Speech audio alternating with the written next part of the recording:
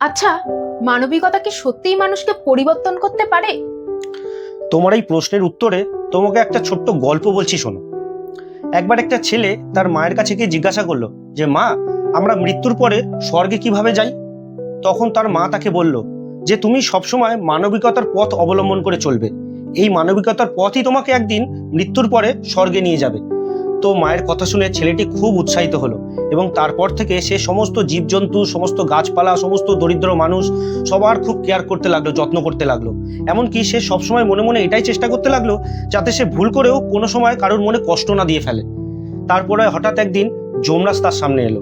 আসার পরে যমরাজ তাকে বলল যে, তোমার সময় হয়ে গেছে, তোমাকে এবার আমার সাথে যেতে হবে। তখন ছেলেটি বলল, চলুন। তো যমরাজ যেতে যেতে মাঝ রাস্তায় ছেলেটিকে জিজ্ঞাসা করলো, আচ্ছা, আমি তোমাকে কোথায় নিয়ে যাচ্ছি তুমি কি আমাকে একবারও জিজ্ঞাসা করবে না যে স্বর্গে নিয়ে যাচ্ছি না তোমাকে নরকে নিয়ে যাচ্ছি? তখন ছেলেটি বলল যে, আপনি আমাকে যেখানে খুশি নিয়ে চলুন, তাতে আমার কোনো অসুবিধা নেই, সেটা নরক হোক বা স্বর্গ হোক।